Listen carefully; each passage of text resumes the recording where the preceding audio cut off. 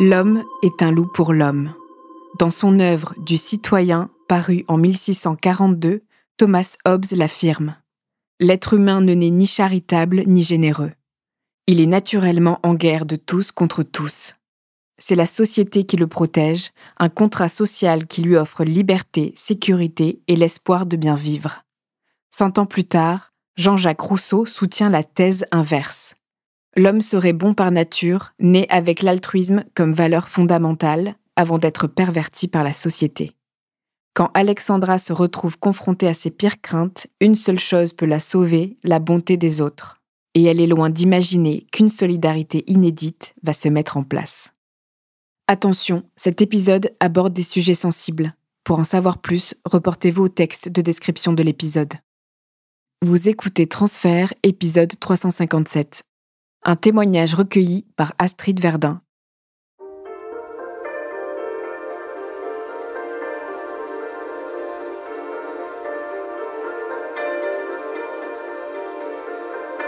Un soir, j'ai un ami qui part vivre à l'étranger, qui part en Afrique du Sud et qui décide de faire une grande fête pour son départ. On se dit peut-être qu'on va plus jamais le voir. J'ai 21 ans, je suis un peu fatiguée ce jour-là. En fait, j'ai pas tellement envie d'y aller, mais mes amis me convainquent d'y aller et c'est parti. J'y vais, l'ambiance est sympa. Notre ami nous explique son projet. Il va faire des gaufres belges en Afrique du Sud. On trouve ça très marrant. Et là, au bout de la salle, je vois un garçon un peu plus âgé que moi. Il me tape dans l'œil, je lui tape dans l'œil, et puis on fait connaissance et on s'entend bien. Il est très grand, il fait 1m98. Il est d'origine moitié belge, moitié congolaise. J'aime bien ce côté métissé. Et la soirée se passe bien. Je vois que ses copains lui font des signes quand on se parle. Ils le taquinent et voilà, on fait connaissance. Et il s'appelle Fred et on se voit les semaines qui suivent cette soirée. Et voilà, on commence notre histoire. Il a 25 ans, il travaille déjà. Moi, je termine mes études à ce moment-là. Ça se passe bien et ça promet d'être bien. On décide de vivre ensemble, de s'installer et on discute de nos projets. On se rend compte qu'on a beaucoup de choses en commun. On a des grands rêves. On est tous les deux de grands rêveurs et on aime avoir des projets. On a différents projets, celui de fonder une famille, entre autres.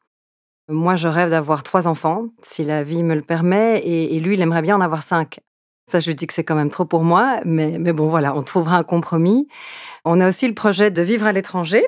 C'est quelque chose qu'on a en nous tous les deux, à part notre expérience Erasmus quand on était à l'UNIF. En fait, on n'a jamais vécu à l'étranger, on a toujours vécu à Bruxelles, notre ville natale.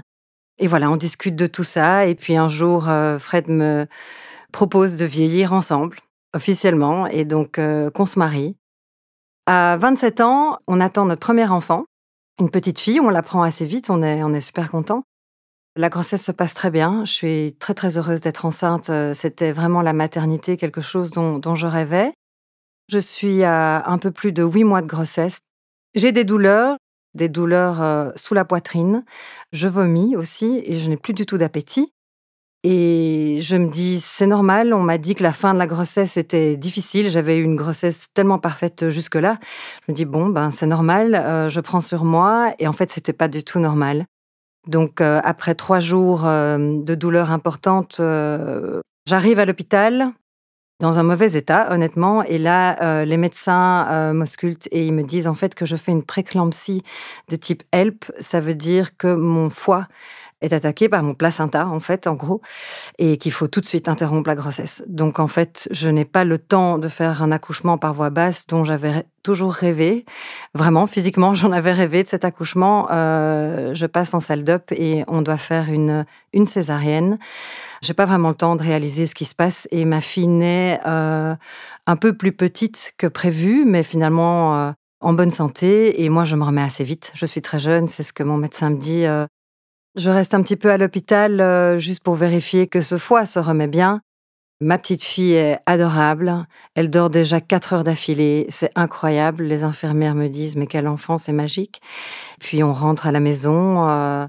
Ça se passe très bien. C'est tout à fait bizarre d'amener son premier enfant dans sa maison, même si tout est prêt pour elle, d'être là avec son bébé. Et puis les mois passent et l'anniversaire de 1 an de notre première petite fille, on décide d'arrêter la contraception et de se dire, pourquoi pas un ou une deuxième. Et le mois d'après, je suis enceinte de mon petit garçon. La grossesse avec mon petit garçon se passe super bien aussi, pas de problème du tout. Au niveau de l'accouchement avec lui, c'est un grand et gros bébé, mais il ne veut pas descendre. Il se sent très bien là où il est. Et mon gynécologue me fait comprendre que si on force, eh bien, on risque de faire exploser la cicatrice de la césarienne et que non seulement ce serait très douloureux pour moi, mais ça veut dire aussi avoir des problèmes après et ne plus avoir d'enfants après. Donc, bref, il me fait comprendre qu'en fait, par sécurité, on ferait bien de faire une deuxième césarienne et que comme ça se passe sereinement et si on a des projets dans le futur d'avoir d'autres enfants, ça n'aura pas d'impact et je me remettrai assez vite de cette deuxième césarienne, comme plein de femmes l'ont fait avant moi. Donc voilà, je fais le deuil d'un accouchement à voix basse parce que 2 césariennes égale 3. Ça, il me l'explique aussi, mon médecin. Quand on a déjà eu 2 césariennes, si on a un 3e enfant, ce sera une césarienne. Là, on ne s'amuse pas sur un utérus qui a déjà été ouvert 2 fois. Et puis, il me faut aussi comprendre qu'on s'arrête à 3 enfants parce que 3 césariennes, c'est assez dans une vie de femme. Et je lui dis que de toute façon, on avait prévu d'en avoir 3. Et donc, si la vie nous en offre un 3e, eh bien, on s'arrêtera là. Donc l'accouchement de mon 2e enfant se passe très bien. C'est un petit garçon très costaud, très robuste et je me remets vite. Après 3 jours, 3-4 jours, je suis à la maison.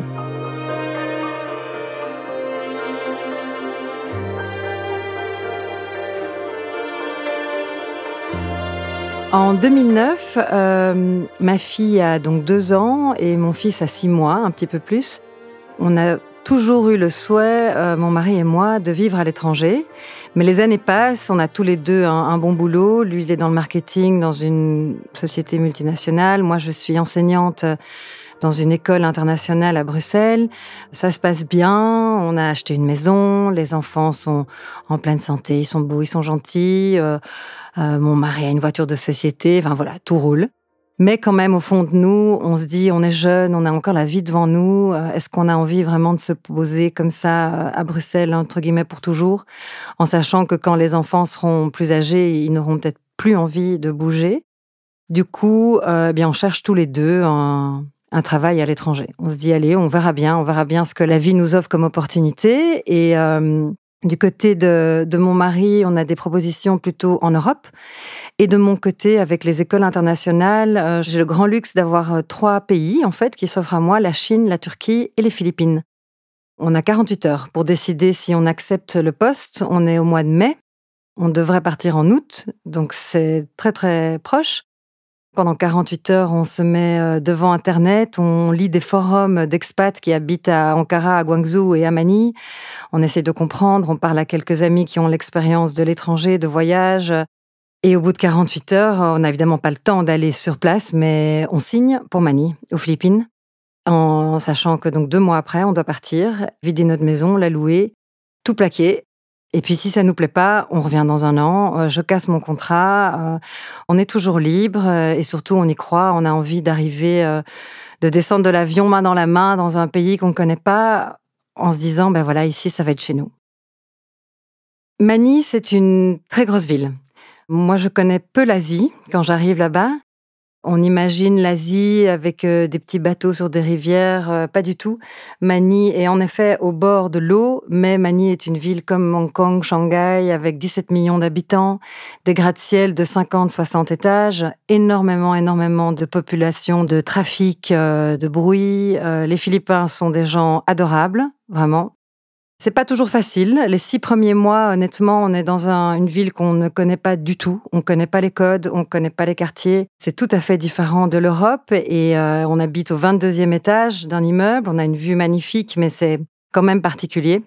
Très vite, on apprend qu'en fait, il y a des quartiers résidentiels avec des maisons, avec des petits jardins, dans des quartiers plus calmes qui sont très très proches du centre-ville. C'était en fait les anciens quartiers des militaires américains des années 60 et 70 et on décide de déménager et d'aller habiter dans une maison comme ça avec nos enfants. Ça nous convient beaucoup mieux que la vie en appartement.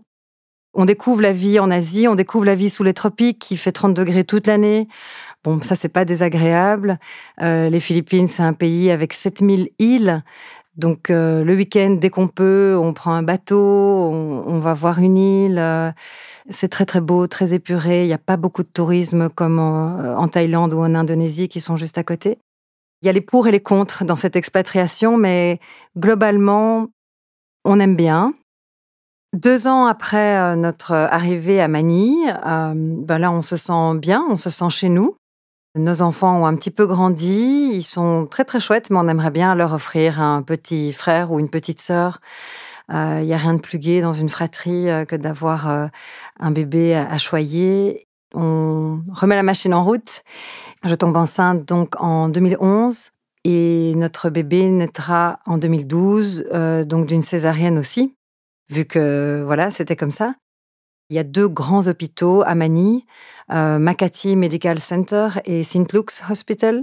C'est les 2 très grands hôpitaux privés où les médecins ont été formés aux États-Unis, qui sont magnifiques avec tout le matériel. Donc, on se sent tout à fait en sécurité dans ces hôpitaux-là. Et donc, j'accouche dans un de ces hôpitaux-là, Makati Medical Center, et Gaspard naît.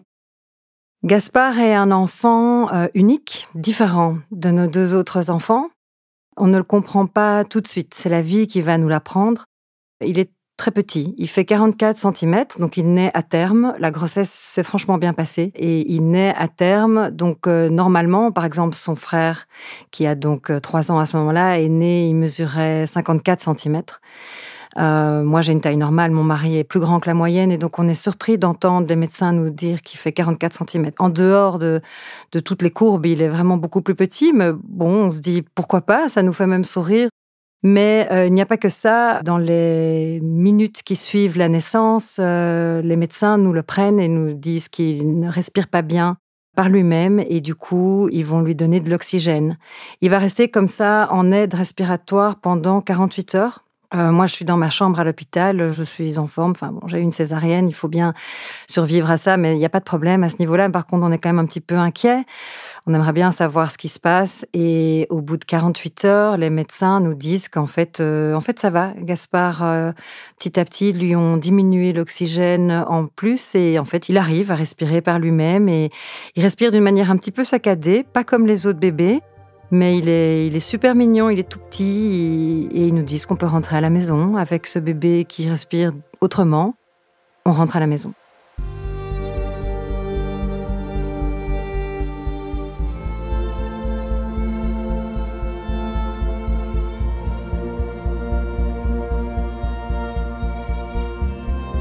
Fin juin, début juillet, chaque année, on a l'habitude de rentrer à Bruxelles, passer l'été en Belgique et en France, pour un peu reprendre contact avec la famille. Et puis là, tout le monde est très enthousiaste à l'idée de découvrir notre petit bébé. Tout le monde a vécu ça de loin, parce que les Philippines, c'est 12 000 kilomètres, donc ils sont très heureux de nous voir. Nous, on est avec ce bébé qui ne se nourrit pas comme les 2 autres, par toute petite quantité. Il est adorable, il est très souriant, il est très très doux. C'est vraiment un petit ange. Il dort énormément et il respire toujours de cette manière un petit peu saccadée. J'en parle un petit peu avec mes parents. Mon père est médecin. Il me dit, mais va quand même voir notre pédiatre de famille. Donc la pédiatre qui s'était occupée de mes 2 aînés qui sont nés à Bruxelles. Je vais la voir en me disant vraiment, elle va dire comme les médecins à Manille, il est petit, il respire comme ça, chaque enfant est unique, chaque enfant est différent, voilà, tout va bien.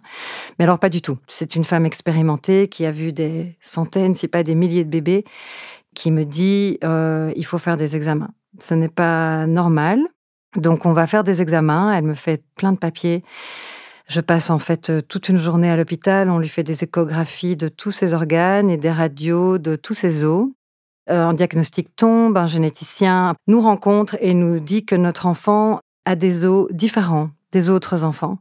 C'est la forme de ses os et la consistance de ses os qui n'est pas la même. Et nous, on lui dit « Ok, mais qu'est-ce que ça veut dire ?» Parce que là, il est là, à côté de nous, dans sa poussette, il est tout beau, tout mignon. Et il nous dit « On ne sait rien vous dire de plus, on ne sait pas ce que c'est, ça ne nous rappelle rien. On va faire des études et si vous êtes d'accord, on va envoyer le dossier à l'hôpital Necker à Paris. » Nous, on n'a pas de raison de dire non et tout ça est un peu inquiétant, mais d'un autre côté, La vie est là, la vie nous porte, notre famille est magnifique. On est en Belgique avec nos familles, nos amis, on leur raconte, tout le monde est avec nous. Gaspard est là, il a des beaux yeux bleu-vert, c'est mon enfant aux yeux clairs et on attend. Et puis un jour, on reçoit un message de l'hôpital Necker qui nous demande de nous voir. On est toujours à Bruxelles, parce qu'on reste toujours 6-7 semaines, on reste tout l'été. On y va, on prend toute la famille avec nous. Et là, eh bien, il nous donne un nom d'une maladie, un très très long nom, un nom barbare d'une maladie que Gaspard aurait à ses os et que les autres enfants, les autres bébés connus dans le monde médical qui ont eu ce syndrome sont morts à la naissance de problèmes respiratoires. Alors là, c'est un choc évidemment parce que le puzzle se reforme. On comprend qu'en fait, à la naissance, il se battait vraiment entre la vie et la mort et on n'avait pas, nous, compris l'enjeu. Et puis d'un autre côté, on est fiers de lui. On se dit qu'il s'est battu, il est là, il est tout beau, il est toujours tout petit, mais il est tout mignon. Et oui, il mange pas beaucoup, oui, il respire bizarrement, mais il est là avec nous. Il a réussi à passer cette étape de la naissance et tout va bien. On est positif, ça va aller. On leur demande quand même qu'est-ce que ça veut dire pour le futur. Qu'est-ce qu'on doit faire ou qu'est-ce qui va se passer? Et là, ils nous disent, en fait, on ne sait pas. Prenez chaque jour comme il vient et s'il y a des problèmes, prenez-les quand ils viennent. Il aura certainement des problèmes respiratoires dans sa vie, donc continuez à vivre sous les tropiques. Le climat est plus clément qu'ici en Europe. Et puis nous, on se dit, on va profiter de notre petit garçon qui est un miraculé. Il va vivre avec nous et on va être heureux. Les mois passent et puis il commence à avoir en effet des problèmes respiratoires. À chaque fois, on l'emmène à l'hôpital et en fait, on comprend ce qu'ils lui font. Ils lui donnent de l'oxygène, ils lui font des massages. Assez vite, après quelques mois, en discutant avec notre pédiatre de là-bas, de Manille, on décide d'acheter le matériel et de pouvoir le soigner nous-mêmes. De pas toujours devoir aller à l'hôpital parce que les moments de détresse respiratoire, parfois, c'est, je dirais, en moyenne 1 fois par mois. Ça dure quelques jours. Le reste du mois, il est très heureux. C'est un petit garçon qui est très joyeux, qui est très souriant. Bien sûr, qui n'évolue pas au niveau moteur comme les autres, vu que ses os ne grandissent pas. Mais il a envie, il a des belles mains, il réussit à s'asseoir. Il aime dessiner, il aime qu'on lui chante des chansons. Il apprend lui-même des chansons. Son cerveau fonctionne tout à fait normalement comme les autres enfants. Très vite, mon mari et moi, en fait, on apprend à devenir ses infirmiers à domicile. On forme notre nounou aussi. On a une nounou aux Philippines. Tout le monde a une nounou là-bas. Ça rend la vie plus facile aussi avec 3 petits-enfants, dont un enfant à besoins spécifiques. Il y a aussi toujours ma fille et mon fils qui ont 6 et 4 et qui aiment leur petit frère d'un amour infini. Vraiment, je crois que l'enfant voit aussi quand un petit être a besoin de câlins et d'attention et d'amour. Et voilà, nous, on se dit, on va lui donner beaucoup d'amour et avec tout l'amour qu'on va lui donner et un peu d'aide médicale, on va vivre avec lui, il va vivre avec nous et on va partager des beaux moments tous ensemble. Ça va être une bonne formule. Un peu plus d'1 semaine avant son 3e anniversaire, dans la nuit, Gaspard décède dans son lit, chez nous. C'était un bon moment pour lui. Son papa était là et en fait, son papa était seul. C'est une des rares fois, si pas la seule fois finalement, où j'étais partie ce week-end-là avec mes 2 enfants en week-end avec des amis, un week-end yoga. Et Gaspard et Fred devaient venir avec nous parce que c'était un week-end de famille. Et Gaspard, il était pas bien. Et donc mon mari m'a dit mais écoute, il y a pas de souci, va à ce week-end avec les 2 grands et moi je reste ici, je m'occupe de lui. Et on se revoit dimanche soir. Et voilà, on l'a embrassé avant de partir et tous les mois, il y avait des moments comme ça où il était pas bien et puis il s'en remettait à chaque fois. Mais cette nuit-là, les anges sont venus et ils l'ont repris. Et Fred a été seul à l'hôpital avec lui. Honnêtement, il n'y avait plus rien à faire, mais il fallait quand même aller à l'hôpital. Puis il m'a appelé et on est arrivé dans l'heure. Le week-end yoga, c'était tout près de Manille et notre petit garçon était parti. Il avait presque 3 ans.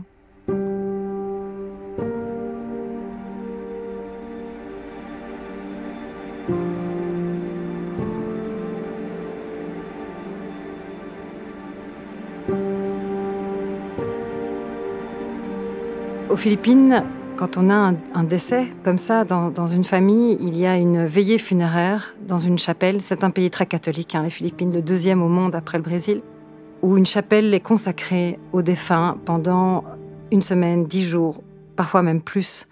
Nous, on avait demandé 1 semaine et donc le tout petit corps de Gaspard était là dans son tout petit cercueil blanc. Pendant 1 semaine, on peut venir le voir, tout le monde. Notre nounou dormait avec lui, c'était très touchant. Et puis après la cérémonie qu'on a faite là-bas, qui était magnifique, on va en Belgique et là, on fait l'enterrement. C'est très émouvant de voir le monde qui est venu à Bruxelles en sachant que Gaspard, finalement, n'aura pas vécu en Belgique. L'abbaye de la Cambre est comble d'amis, de familles, d'amis, de proches. C'est très, très émouvant. Nous rentrons ensuite aux Philippines, notre pays, finalement. La maison est d'un vide morbide. Ce silence est terrible. On essaye de reprendre une vie normale. Fred, il bosse comme un fou. C'est sa manière je pense, d'être dans l'action. Il s'occupe aussi bien de nous, c'est notre rock. Les enfants, mes 2 qui sont finalement petits, ils sont à fond dans l'école, ils veulent pas passer beaucoup de temps à la maison, je le comprends bien. Du coup, ils veulent qu'on les inscrive à tous les tournois de foot, de basket, les pièces de théâtre, enfin tout ce que l'école organise pour être le moins possible à la maison. Moi, j'essaye d'enseigner à nouveau, mais honnêtement, c'est dur, j'y arrive pas. Je n'ai pas d'énergie pour moi-même, alors j'en ai vraiment pas pour les adolescents dont j'ai l'habitude de m'occuper. Du coup, je passe beaucoup de temps dans mon lit, à broyer du noir, à me dire que je reste en vie pour mes 2 autres enfants qui ont besoin d'une maman. Et puis un jour, Fred arrive, je suis dans mon lit, il est seul à table avec les 2 petits, et puis il ouvre les rideaux et il me dit « Mais Alex, c'est pas possible, on était 5, on n'est plus que 3. Tu dois sortir de ce lit, tu dois revenir, il faut décider de ta vie, il faut décider de notre vie. Il y a encore tout un livre à écrire, on doit choisir notre bonheur, on doit choisir d'être heureux. » Et je sors de ce lit et ce sont des phrases qui me restent en tête. Je me dis « Bon, allez, il faut bien continuer, malgré le manque, malgré l'absence. » Et puis là, je réfléchis, ça fait 2 mois et demi que Gaspard est parti. Et je dis à Fred, tu sais, en fait, j'ai que 37 ans. On pourrait redonner la vie. Puis là, il me regarde et il me dit, mais ça, c'est une bonne idée. Et je vois mes 2 enfants, là, qui sont si proches en âge. Ma fille, oui, c'est la sœur aînée, mais en fait, elle a quasi le même âge que son frère. Et ils ont tellement envie de s'occuper encore d'un petit ou d'une petite. On se dit, c'est le plus beau cadeau qu'on peut leur donner, en fait.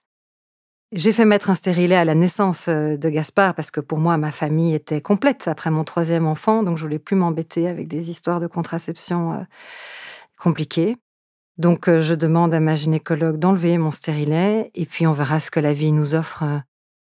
Je tombe enceinte très très vite. J'ai même pas mes règles une seule fois. Pour parler concrètement, c'est complètement fou. Je fais un test en pharmacie, j'ai la force d'aller à la pharmacie à côté de chez nous, je fais le test, je n'en crois pas mes yeux. Puis je retourne dans mon lit, parce que je suis quand même beaucoup dans mon lit. Et puis Fred arrive, je lui dis, il me dit, mais enfin c'est fou. Et je dis, bah oui c'est fou. Et puis voilà, les semaines passent et je n'y crois pas. Je suis tellement dans le deuil et dans la tristesse. Mais d'un côté, j'ai des signes. J'ai déjà eu 3 grossesses, donc il y a des signes que je reconnais.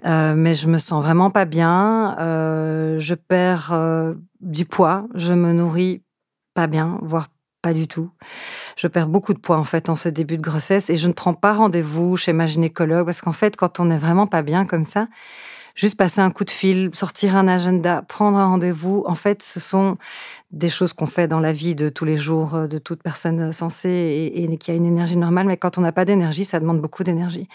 Donc les semaines passent et puis de nouveau, Fred me dit, il faudrait quand même aller voir parce que là, clairement, t'es enceinte, ça se voit et il faut aller vérifier que tout se passe bien donc j'appelle, on va ensemble à la première échographie. La gynécologue palpe mon bas du ventre et elle me dit « Ah oui, là on sent bien en effet que c'est rond à l'intérieur, qu'il y a certainement une grossesse qui est commencée.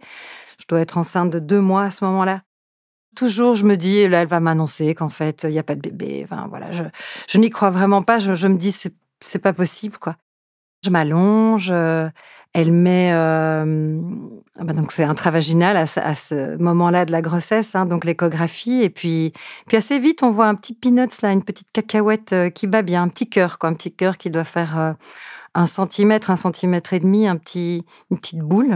Il me dit: «Ah ben voilà, voilà, vous êtes enceinte, félicitations» et puis c'est merveilleux, je crois que je verse une petite larme, Fred aussi et puis là, elle bouge, la sonde et là, je le vois en premier, je me redresse. Je dis: «Mais j'en ai vu un deuxième».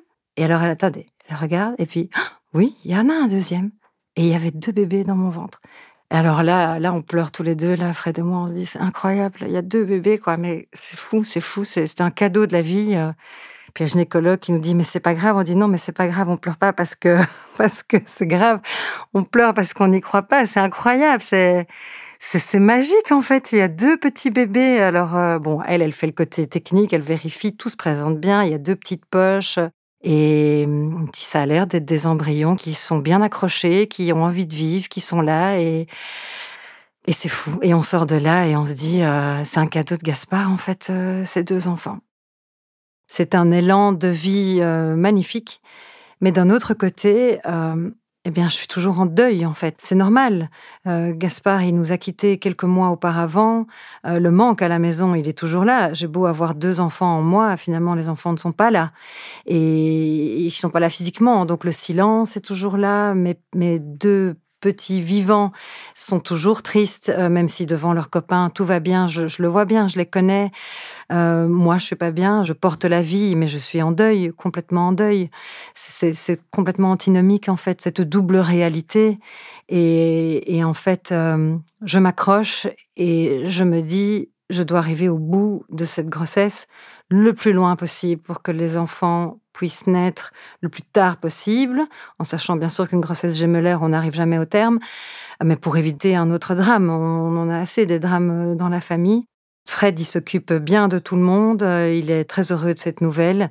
Il a toujours voulu avoir 5 enfants et voilà, en fait, on en aura eu 5. Mais cette grossesse est difficile. Donc on l'annonce, à nos 2 familles, à Noël, que non seulement on leur avait dit qu'on annoncerait le sexe du bébé à Noël et puis là, on annonce qu'il y a une petite fille et une autre petite fille. Du coup, c'est l'effusion évidemment, c'est les grandes joies. Personne ne s'y attendait, hein, tout le monde est surpris et il y a juste, dans ma famille, comme j'ai un papa médecin, il connaît les risques et lui, me dit: «Mais tu réalises que c'est ta 4e césarienne, que c'est une grossesse gémellaire, que tu as plus de 35 ans», ce qui est officiellement je suis vieille au niveau gynécologique, mais c'est comme ça donc oui, il y en a 2, oui, c'est ma 4e césarienne, mais oui, ça va bien se passer parce qu'on croit en la vie, on croit en notre bonne étoile et on va tout faire pour que ça se passe bien.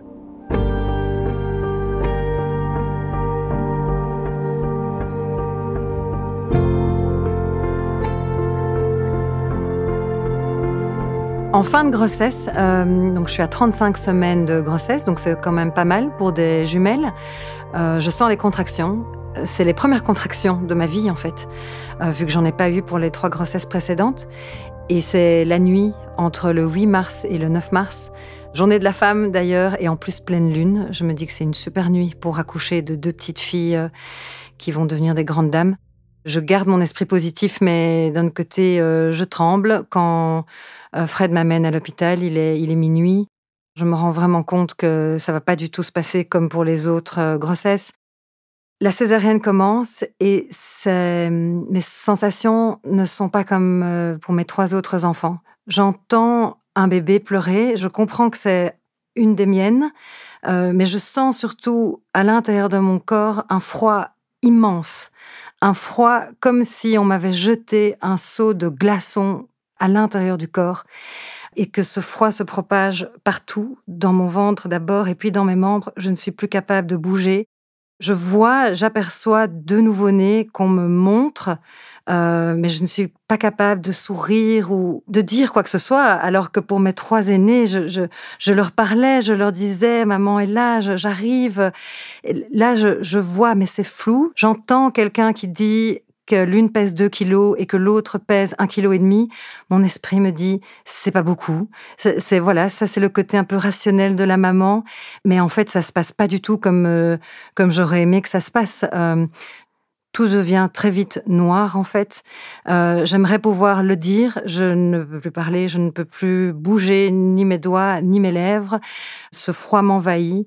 Je ne sens plus rien. J'entends au loin, comme si tout se passait très, très loin de moi, mais j'entends que toutes les machines bipent.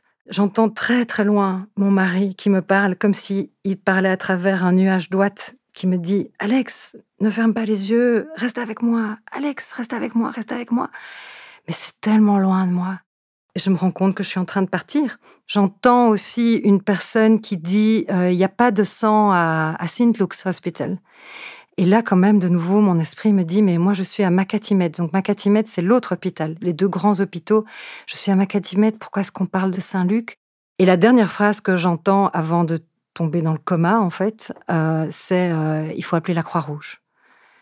Et là, je pense que mon esprit a complètement démissionné, parce que pour moi, la Croix-Rouge, dans ma tête, c'est la dernière chance. La Croix-Rouge, c'est quand on est dans la jungle, dans un pays en guerre, quand il y a vraiment plus de soins hospitaliers. Et là, à mon accouchement, à la naissance de mes filles, j'entends quelqu'un qui dit, comme la dernière chance, il faut appeler la Croix-Rouge.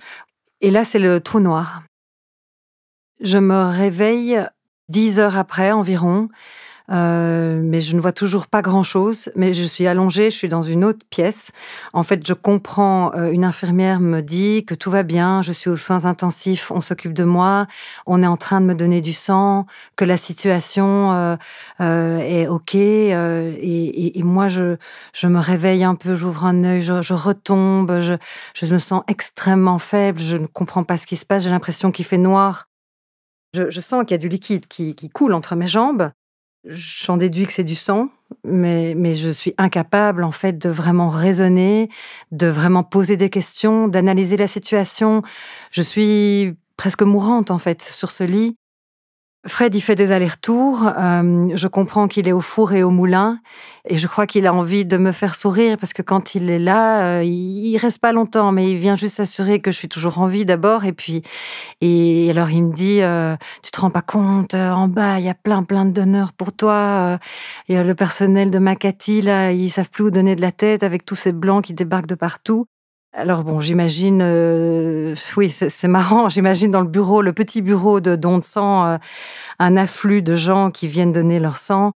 Il m'explique qu'il y a aussi des amis qui les aident, qui se sont improvisés employés bénévoles de l'hôpital pour accueillir toutes ces personnes, et qu'il y a même des soldats de l'armée américaine qui sont venus pour me donner leur sang, et que du coup, je vais être très forte. Il me raconte des choses comme ça qui me font sourire, et un petit peu quand même, et puis je retombe inconsciente, parce qu'en fait, j'ai toujours une hémorragie interne qui continue. Bon, en fait, 24 heures après, ma gynécologue, bon, elle est déjà passée de toute façon plusieurs fois pour vérifier mon état, mais elle me dit que voilà, maintenant, ils ont récolté assez de pochettes de sang et qu'on va pouvoir en fait terminer l'opération qui n'avait pas été terminée, et qu'il faut me rouvrir.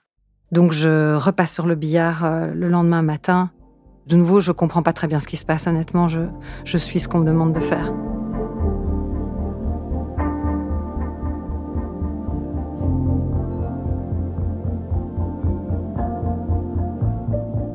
Deux jours après cette nouvelle intervention, je suis hors de danger normalement, mais je suis toujours extrêmement faible, je suis toujours aux soins intensifs, mais j'arrive quand même à raisonner, et je ne suis plus inconsciente. Je demande à Fred, est-ce que tu peux m'expliquer maintenant? J'ai compris qu'il y avait eu un problème avec mon sang, mais j'ai pas compris l'ampleur et pourquoi. Et est-ce que toi, tu sais, est-ce que tu peux m'expliquer? Moi, j'ai entendu, alors je lui raconte tous mes sens qui sont partis pendant la césarienne, le fait que je l'entendais m'appeler, mais que j'étais plus capable de répondre, et que la dernière phrase que j'ai entendue, c'est une infirmière qui disait « il faut appeler la Croix-Rouge », et que je suis partie à ce moment-là. Il me dit, t'as bien fait de t'endormir à ce moment-là, parce que la réponse a été très, très rapide. Dans les secondes qui ont suivi le message de cette infirmière qu'il faut appeler la Croix-Rouge, une autre infirmière est arrivée en disant, ils n'ont pas de sang non plus à la Croix-Rouge. Et là, Fred me raconte ce qui s'est passé, en fait. Il était resté témoin de ces quelques minutes, en fait ça a duré très très peu de temps, mais de ces quelques minutes de chaos, de naissance de 9 filles, de sang. Il me dit, il y avait du sang partout, tu n'as même pas idée. Tout le monde avait du sang sur lui ou sur elle, l'anesthésiste, la gynéco, les infirmières. Il y avait du sang sur le sol, il y avait du sang partout. Tu te vidais de ton sang de partout. Et ils ont appelé Saint-Luc, ils ont appelé Legion Hospital, ils ont appelé la Croix-Rouge. Et quand la réponse a été la Croix-Rouge n'en a pas, là, il y a une infirmière qui m'a regardée et j'ai vu dans ses yeux, Monsieur, je suis désolée pour vous. Et là, ça a été un électrochoc. Je ne pouvais pas te laisser mourir pour une bête histoire de sang. C'est ça qu'il m'a dit. Et c'est incroyable, mais il s'est levé et il a dit au médecin, c'est quoi le problème? Il vous faut du sang, vous la gardez en vie, donnez-moi 1 heure, je vais vous trouver du sang. Et il a quitté la pièce. Et en fait, ce qui s'est passé, c'est que au moment où ils ont ouvert mon utérus pour la 4e fois, eh bien, j'ai eu ce qu'on appelle une atonie utérine. C'est en fait l'utérus qui n'a plus de tonus, c'est atone, c'est sans tonus. Donc, plutôt que de se contracter comme après tous les accouchements, une fois qu'on a sorti le bébé et le placenta, ou les bébés et le placenta, l'utérus, naturellement, chez tous les mammifères femelles, se recontracte. Eh bien, le mien est resté complètement ouvert, en fait, comme si les bébés étaient encore là, avec les vaisseaux sanguins qui nourrissaient les 2 placentas. Enfin, c'était la catastrophe. Je suis A négatif. Mon sang est A négatif. Alors, je sais qu'en Europe, c'est pas très courant. Il y a entre 6 et 10% des gens qui sont dans du réseau négatif. On me l'a déjà dit, mais bon, voilà, sans plus. Maintenant, ce qu'on n'avait pas du tout compris, en fait, c'est qu'à Makati Med et dans les autres hôpitaux de Mani, il n'y a pas de sang à rhésus négatif parce qu'en fait, c'est un sang qui est quasi inexistant dans les gens d'origine asiatique. C'est fou de se dire qu'il y a des différences de rhésus en fonction de la population, mais c'est comme ça. Et ils n'avaient pas préparé, et en fait, ils avaient 1 pochette de sang, donc c'est-à-dire un peu moins d'1 demi-litre de sang A négatif, et c'est tout. Donc Fred m'explique qu'il a donc quitté la pièce, il a été juste en fait derrière la porte de la salle d'op et il a commencé à appeler d'abord son associé, dont la femme est O négatif, qui est une amie. Elle lui avait dit un peu en rigolant, tu sais, je suis O négatif, s'il y a un souci, il les appelle en premier. Par chance, leur téléphone est allumé. Il est 1h30 du matin. Donc ce sont les premiers arrivés, c'est ma première donneuse. Son cerveau va assez vite, contrairement au mien, et il appelle un ami par quartier. C'est comme si on était à Paris, un ami par arrondissement. Et il appelle le premier qui répond. Il dit, voilà, je te passe les détails. Alex a besoin de sang. A négatif, O négatif. C'est les seules possibilités. Envoie-moi qui tu connais qui a ce sang. Va sonner aux portes. Réveille tout le quartier. Passe des coups de fil. Envoie des WhatsApp. Hop. Et hop, il passe à l'ami suivant qui habite dans le quartier d'à côté. Et en fait, voilà, comme ça, très très vite, il y a eu, entre guillemets, un responsable par quartier qui est devenu 2, 3, 4, ça a été exponentiel. Et il y a vraiment eu, en l'espace de quelques heures, un élan communautaire. La plupart des gens n'étaient pas A négatif ou O négatif, donc la plupart des gens étaient très frustrés de ne pas pouvoir venir pour donner leur sang, mais ils ont aidé comme ils pouvaient. Ils ont envoyé des mails à des centaines de personnes, ils ont posté sur les réseaux sociaux, sur les groupes Messenger, enfin, il y a vraiment eu un élan de communauté exceptionnel que Fred, finalement, a réussi à engendrer. Il y a eu plein d'autres personnes. Dans l'école dans laquelle je travaillais, la direction, le matin, est arrivée, a aussi reçu ces messages de je ne sais pas qui et a commandé un van pour mettre. Il y avait 6 enseignants dans toute l'école qui étaient soit O négatif ou A négatif. Et ils ont dit, laissez vos élèves, on s'en occupe, quittez tout, abandonnez tout et partez à l'hôpital pour Alexandra. Et plein d'autres gens ont eu le même réflexe. Il y en a même qui sont arrivés en pyjama. Ils ont abandonné leur travail, leur famille, en se disant je suis A négatif ou O négatif, je peux lui donner mon sang, j'y vais. Tous ces gens arrivaient, et c'est vrai que c'était tous des Caucasiens, donc il y avait des Espagnols, des Anglais, des Australiens, des Américains, des Belges, des Français, il y avait de tout qui débarquaient. Ils sont tous arrivés dans les 12 heures, en fait, qui ont suivi l'accouchement, pour me donner leur sang. Il y a une Américaine qui a commandé des pizzas pour tout le monde. Enfin, ils ont commencé à bavarder. En fait, finalement, la seule chose qui les reliait, c'était qu'ils étaient A négatif ou O négatif et qu'ils étaient là pour sauver une femme que la plupart ne connaissaient pas, hein, parce que, bien sûr, ceux de l'école et mes amis, ils me connaissaient, mais c'est qu'une toute petite partie. Il y a eu en tout, apparemment, parce que j'ai demandé à ma catimètre de me donner le fichier des donneurs, plus de 70 personnes qui sont venues me donner leur sang. Je crois que c'est toute la population qui est A négatif ou O négatif de Mani. Grâce à eux, et grâce à tout cet effort, finalement, je m'en suis sortie.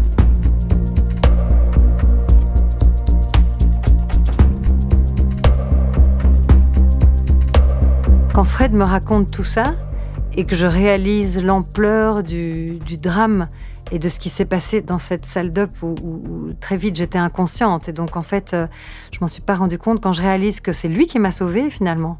Parce que s'il s'était pas levé pour dire je vais trouver du sang, eh bien tout le staff aurait abandonné parce que une patiente qui a perdu tout son sang, s'il n'y a pas de sang nulle part dans la ville à lui donner, ben on abandonne et on dit sorry sir.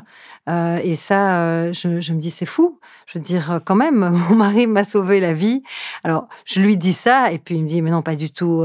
Tous les hommes auraient fait la même chose. Mais je pense pas. Je pense que ça dépend du caractère. Il y en a certains seraient peut-être restés à côté de leur épouse, à serrer la main, à pleurer ensemble, à vivre un dernier moment ensemble. Mais je crois que Fred, c'est un homme d'action, quoi. Il y a un problème, il y a toujours une solution. Il est comme ça dans la vie.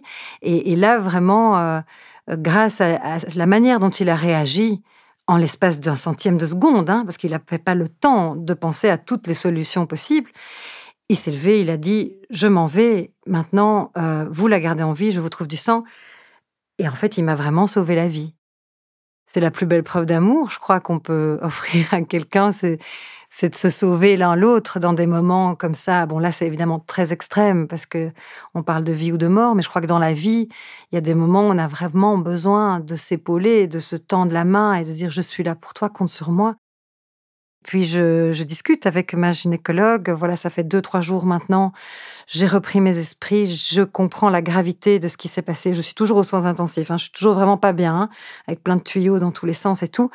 Mais voilà, mon cerveau refonctionne et je lui dis, mais au final, alors, j'ai eu besoin de combien de litres de sang? C'est quoi? Et puis elle me dit quand même 15 pochettes.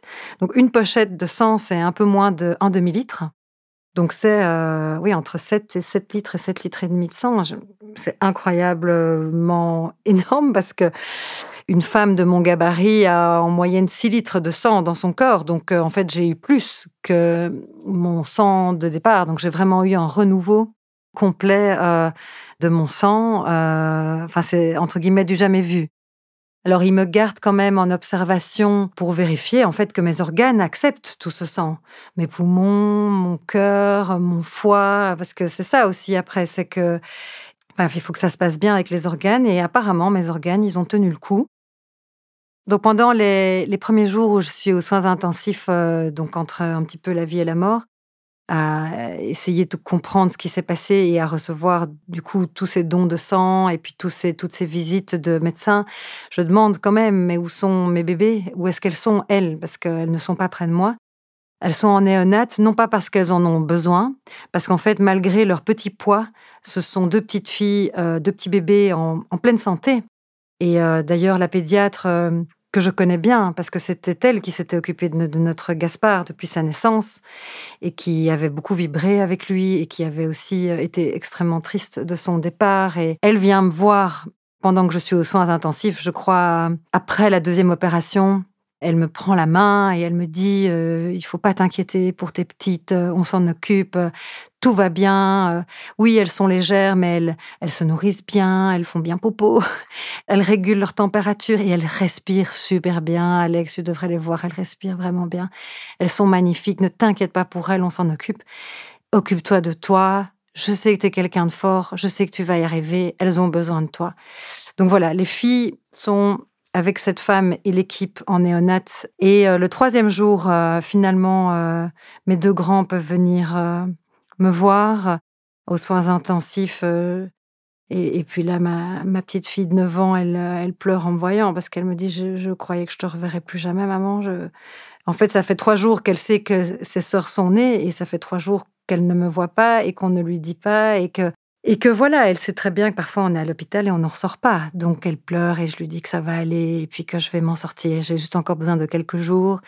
Et mon petit garçon, là, il est tout content, il me fait plein de bisous et je crois qu'ils sont contents, ils sont rassurés de me voir au bout de 3 jours, même si je suis aussi pâle que les draps de lit et que le mur derrière moi et qu'il y a des tuyaux partout. On peut se parler et puis ils voient que j'ai toute ma tête mais c'est quand même des épreuves, c'est des épreuves dans une famille pour des petits-enfants comme ça, de vivre tout ça en l'espace d'une année.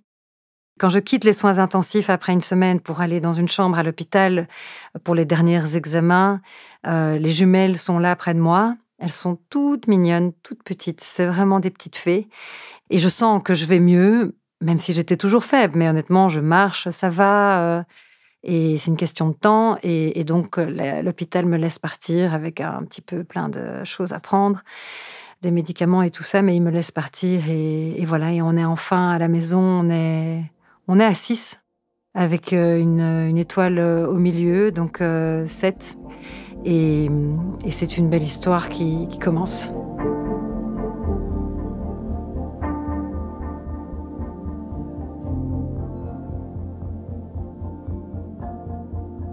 Après quelques mois à la maison, donc on a continué à surveiller donc ces fameux organes, mais tout franchement fonctionne bien. Je reprends la vie en fait. Je décide de ne plus reprendre le travail. Je pense qu'il faut que je guérisse, physiquement et psychologiquement. Voilà, la naissance des jumelles a eu lieu, elles sont en bonne santé, j'ai survécu, ma famille va mieux. Maintenant, j'ai envie d'écrire un livre qui raconte l'histoire de Gaspard. Donc ça, c'est un projet que je commence à ce moment-là, qui me tient vraiment à cœur. Je suis aussi artiste peintre, en plus d'être prof d'art et de français à la British School. Donc là, j'arrête l'enseignement et je me consacre à mon art et à mon écriture et à ma famille. Et puis aussi, de temps en temps, quand même, on sort, parce qu'à Manille, on a une chouette vie sociale. Il y a toujours des fêtes à gauche, à droite, une ambiance un peu tropicale. Et donc voilà, dès que je sens que j'ai un petit peu d'énergie quand même, on va revoir les amis qui me font une grande fête quand on se voit. Et un soir, à une soirée un peu plus grande, un espèce de cocktail comme ça, comme il y a parfois pour les expats à l'étranger. Il y avait pas mal de monde et là, je rencontre un groupe de personnes. Je me présente, comme on fait quand on fait la connaissance pour la première fois. Je dis mon nom et il y a un homme dans le groupe qui me fait répéter mon nom.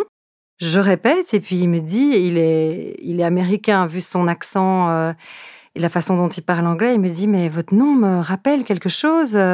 C'est pas vous, la femme là qui avait accouché il y a quelques mois, avec tout le drama autour et le don de sang. Et je dis oui, oui, c'est moi. Il me dit, ah mais vous savez, je vous ai donné mon sang, moi je suis A négatif. Et il me regarde et il me dit, mais vous êtes tellement belle, vous avez l'air tellement en forme, c'est magnifique. Et là, je le serre dans mes bras, on se serre l'un l'autre, parce que je lui dis, mais c'est vous qui êtes magnifique, c'est vous qui m'avez donné votre sang, c'est grâce à vous que je suis là, vous m'avez sauvé, vous êtes mon frère de sang. Et voilà, après ça, on n'est pas forcément devenus les meilleurs amis, mais c'est un moment très particulier de rencontrer ces personnes qui, quelques mois avant, ont participé à ma survie, au début de ma seconde vie, et de pouvoir se dire merci physiquement par une accolade, une embrassade, quelque chose de physique. Donc 1 an après, je vais quand même franchement beaucoup mieux. La vie a repris et puis les mois passent. Nos petites filles, nos petits bébés, là, elles sont adorables. Vraiment, c'est magnifique de les avoir à la maison. Mes 2 grands sont rayonnants d'amour et de joie d'avoir 2 petites filles comme ça à cajoler. Et on se dit, il faut quand même fêter là, leur première année. Et ça fait 1 an que toute cette histoire s'est passée. Et on fait une petite fête pour les enfants, évidemment, mais on se dit, tiens, si on faisait une soirée où on invitait tous mes frères et sœurs de sang, dont on a les contacts, vu cette liste que Makatimed m'avait donnée, il y a quelques emails, quelques numéros de téléphone, 70 personnes sur la liste. L'un dans l'autre, je pense qu'à ce moment-là, je connaissais quand même un tiers de la liste. Je les avais rencontrés ou les gens étaient venus se présenter et c'était toujours très émouvant d'ailleurs. Mais donc là, on invite tout le monde, on réserve un petit bar à Manille et on lance une invitation. Et le thème de la soirée, c'était soirée rouge, rouge comme le sang. Et les personnes, s'ils avaient envie, ils pouvaient venir habillés en rouge. Voilà, tout le monde a une chemise rouge chez soi ou une robe rouge. Et c'était super sympa. Et c'était pour tous nos amis aussi, même ceux qui m'ont pas donné leur sang, parce que finalement, tout le monde a aidé, tout le monde nous a aidés, nous a supportés. Et c'était une belle soirée. Et à cette soirée-là, il y a eu quelques personnes qui sont venues juste se présenter, boire un verre avec nous, célébrer la vie. J'ai pu leur dire merci. Et puis chacun a continué sa vie, chacun de son côté.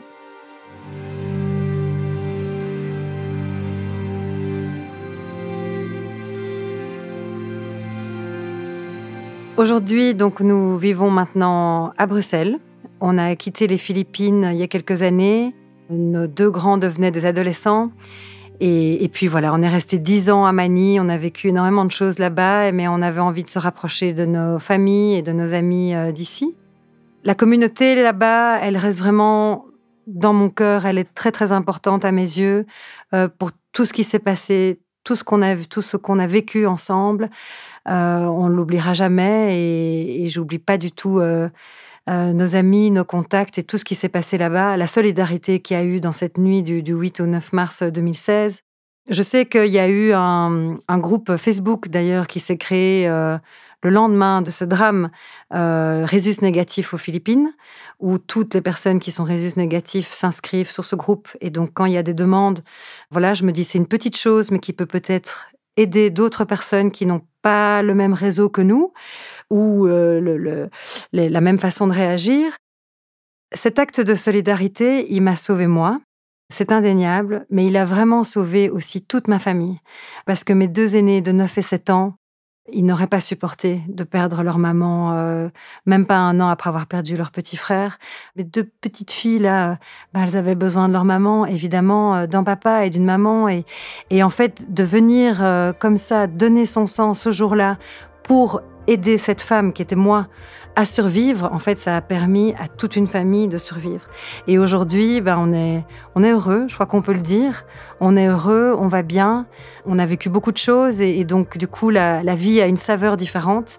Et c'est clairement tout cet acte de solidarité, toute cette action menée par les autres qui nous a permis de vivre ainsi les années qui suivent.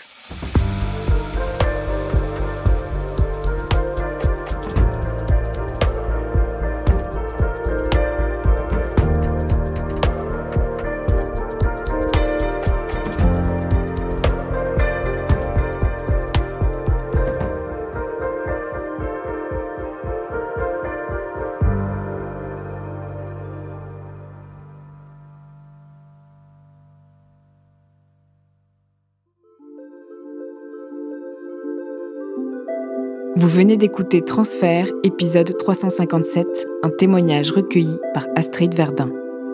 Cet épisode a été produit par Slate Podcast. Direction éditoriale, Christophe Caron. Direction de la production, Sarah Koskiewicz. Direction artistique, Benjamin Septem-Ours. Production éditoriale, Sarah Koskiewicz et Benjamin Septem-Ours. Prise de son et montage, Victor Benamou. Habillage musical, Johanna Lalonde. L'introduction a été écrite par Sarah Koskiewicz et Benjamin Septem-Ours. Elle est lue par Aurélie Rodriguez. Retrouvez Transfert tous les jeudis sur slate.fr et sur votre application d'écoute préférée. Découvrez aussi Transfert Club, l'offre premium de Transfert. 2 fois par mois, Transfert Club donne accès à du contenu exclusif, des histoires inédites et les coulisses de vos épisodes préférés. Pour vous abonner, rendez-vous sur slate.fr/transfertclub. Pour proposer une histoire, vous pouvez nous envoyer un mail à l'adresse transfert@slate.fr.